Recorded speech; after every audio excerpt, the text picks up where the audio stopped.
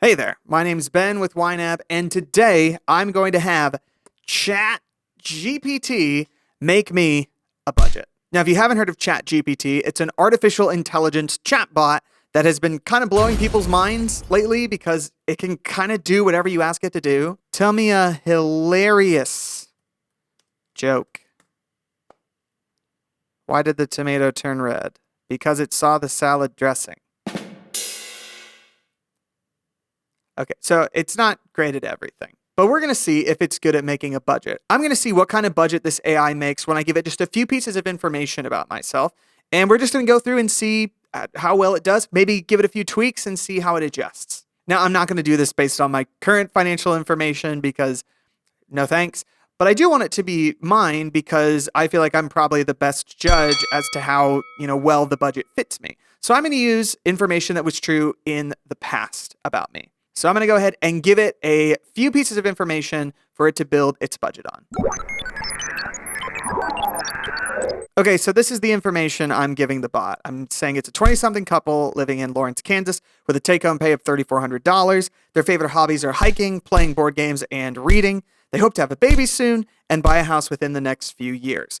They also have Hulu, Netflix, and Spotify subscriptions. So a few things I wanted to put in there. I wanted to see what it will do with the hobbies. What is it going to do with those kind of aspirational goals? And then I also wanted to see if it will just kind of automatically populate with accurate subscriptions. So let's see what happens.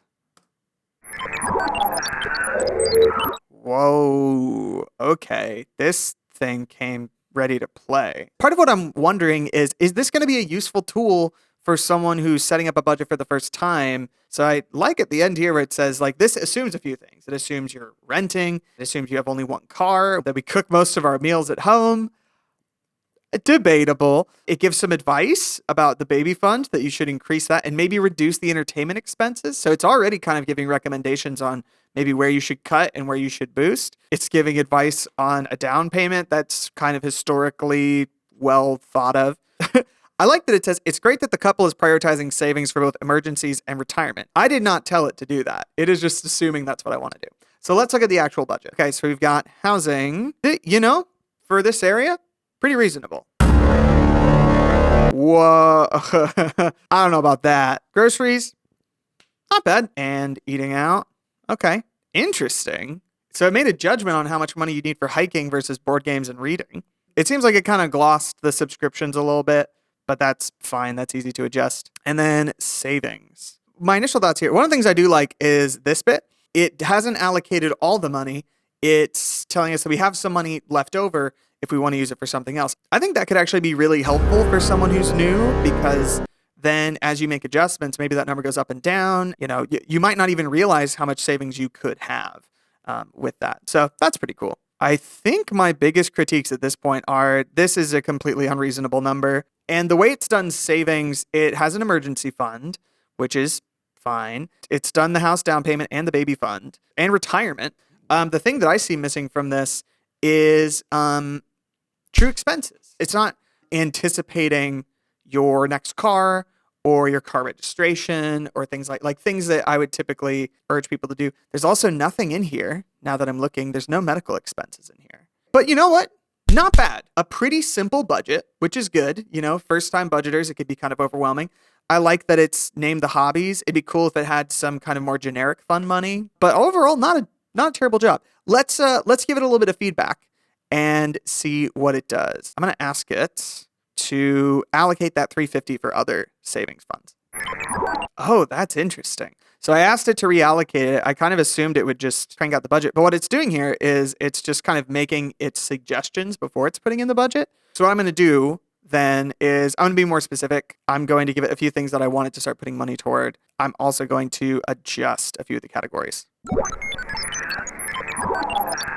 Okay, so it bumped gas to 200, more realistic. Oh, it added car maintenance and medical expenses, and it upped the baby fund. Okay, but I'm confused. Okay, so it says we have 230 left over instead of 350. That means that we allocated 120. So we got 100 towards gas, but then we put more in the baby fund, and we made these two funds. I wish I could see where the money is coming from that's going into these new categories. Because it's, it's not telling me, I took $100 from eating out and put it into gas money. It just reallocates. And now I'm not seeing where the cut happens. And now I'm kind of questioning whether these numbers are correct. So I'm going to calculate this real quick. Okay, I thought something was off. This budget adds up to $4,400. This tells me that I have $230 left over, when in reality, I'm $1,000 over budget. Uh-oh. As with the previous budget, the couple is still a bit safe for their future goals. No, they're not. You budgeted $1,000 more. What is that? What do these numbers even mean? If I'm missing something, just comment it. I'm happy to look like a fool. But it looks to me like it's just not giving the correct totals at the end. This budget does not fall within $3,400. Are you assuming I'm using a credit card, ChatGPT? Because I don't see credit card interest in here. I'm gonna ask it.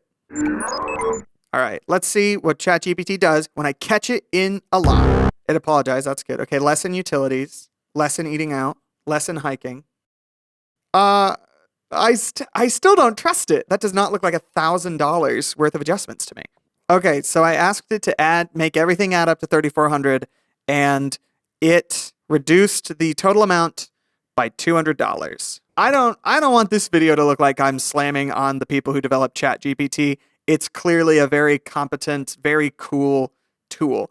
It is very cool how quickly this thing can just crank out numbers and just crank out a plan. It could actually be a really interesting exercise to tell ChatGPT some of the details of your situation and then just see what it cranks out and how does that compare to your budget. One of the cool things about AI is it doesn't have any feelings, about like what's cool or not. It didn't balk at all about putting a certain amount into entertainment or anything like that. It's just like, well, I think this is what'll happen. This could be a really great way to get new perspective on it. However, I'd say ChatGPT clearly doesn't come pre-programmed with true expenses. And also, apparently, the math on it is wonky. But I think this could be a really great place to brainstorm and to get a sense of your categories. It'll probably think of things that if you're brand new to budgeting, you might just be like, oh, duh, of course I need to, pay utilities or whatever. But yeah, it does not, it obviously doesn't know me. It doesn't know my priorities. It doesn't know, it doesn't think of all the things that it costs to be human. My guess is that because this thing largely knows what it knows because it's learned from the internet, it's probably looking at example budgets across like blogs and stuff. And a lot of the time, those do not include true expenses. They don't include, your next car. They don't include your car registration. They don't include replacing your laptop someday. And those are things that you want to be thinking about when you're making your budget. Overall, not bad. I think we could teach ChatGPT a thing about learning how to budget. I mean, at the end of the day, I think the thing here is that an AI is probably never going to be able to represent your priorities as well as you can. So this might be a great tool. It may get way better. There could be all kinds of crazy AI budgeting tools. We might even see that in YNAB someday. I don't know. But I think at the core, this is just a reminder that your priorities, your knowledge of your life and your situation, that's always going to be the most important part of making any budget. And if you'd like to get smarter than an AI when it comes to budgeting, why don't you skip on over to YNAB.com and check out the 4 rules. Learn how to make a budget that actually works. In the meantime, I'm Ben. I'm not a robot. I'm assuming you're not a robot. And thank you for watching.